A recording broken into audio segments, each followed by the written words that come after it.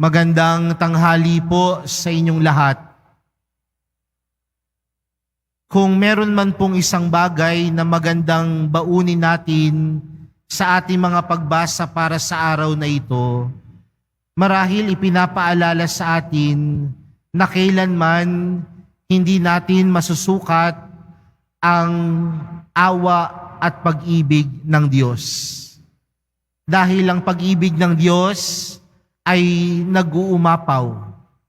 Sabi nga ho ng grupo ng mga El Shaddai, ang pag-ibig ng Diyos, siksik, liglig, at nag-uumapaw.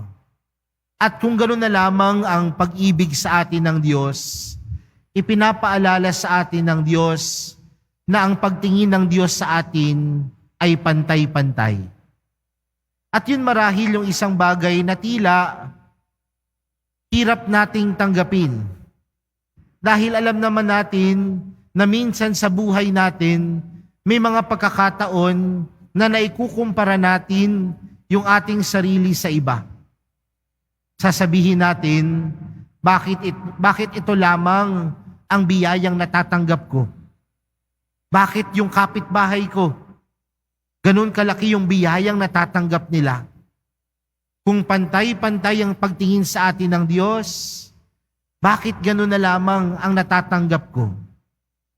Pero mga kapatid, isang bagay ang mahalaga, ang pag-ibig ng Diyos. At kung makikita natin ang pag-ibig ng Diyos na umaapaw, siksik at liglig, makikita din natin na tunay ngang pantay-pantay ang pag-ibig sa atin ng Diyos. Bakit ko sinisimulan sa ganitong pamamaraan ang ating pagninilay sa tanghaling ito? Sa atin pong ibanghelyong napakinggan, si Jesus ay naanyayahan sa isang piging. Piging ng isang Pariseo. At marahil doon sa piging na yon, kasama ni Jesus ang mga malalaking tao, mayayaman, may sinabi sa buhay. Kaya ano ang sabi ng Panginoon? Kapag ikaw ay mag-iimbita o mag-aanyaya, huwag kang mag-anyaya ng mga mayayaman. Bagkus ang mga anyayahan mo ay yung mga pulubi, pingkaw, mga pilay, at mga bulag. Bakit kaya nasabi ng Panginoong Hesus ito? Dahil kapag nag-anyaya ka ng mga taong mayaman, yung nag-anyaya, nag-i-expect yan na sila ay anyayahan din. Kapag nag-anyaya ka ng mayaman, alam mong may hinihiling ka. At ano yung hinihiling mo? Na mabiyayaan ka, na marigaluhan ka. Pero ano yung tinuturo sa atin ng Panginoong Hesus sa Ebanghelyong ating napakinggan? Na kapag nag-anyaya ka, dapat ka ring tunay na mapagbigay.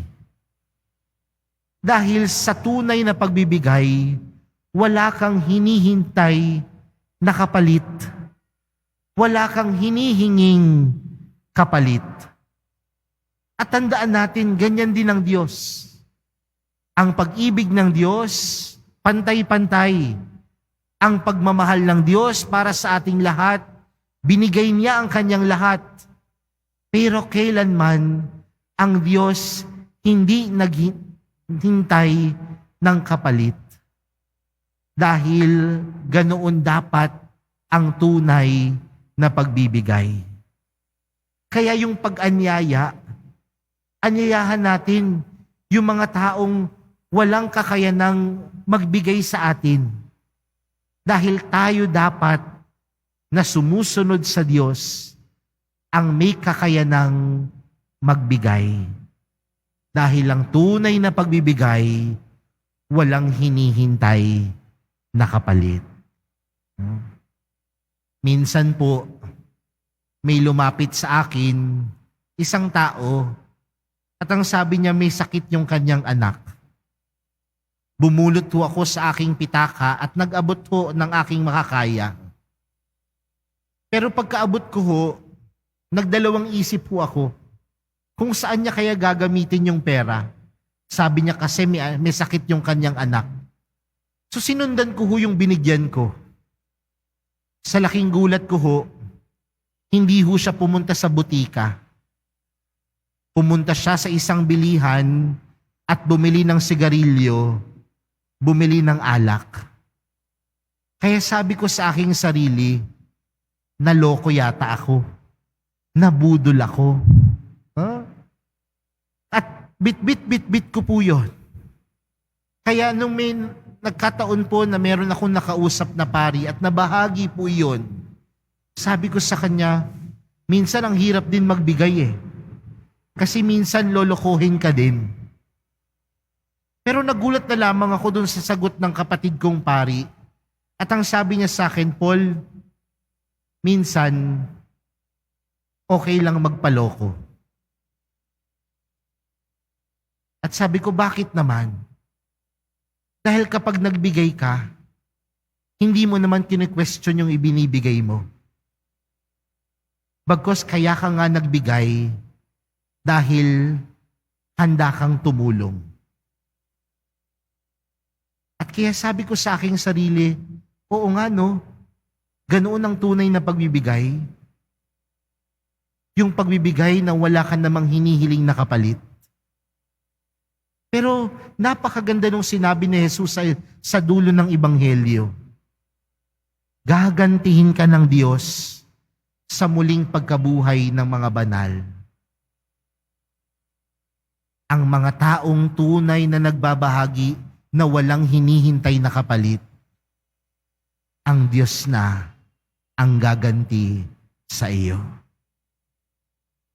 Kaya nga, marahil baka totoo yung kasabihan, ang tunay na nagbibigay ay nagkakaroon ng gantimpala hindi sa lupa, kundi sa langit. Mga kapatid, tingnan natin ang kabutihan ng Diyos sa buhay natin. At kung makikita natin ang kabutihan ng Diyos sa buhay natin, nawa tayo din ay maging mabuti sa iba.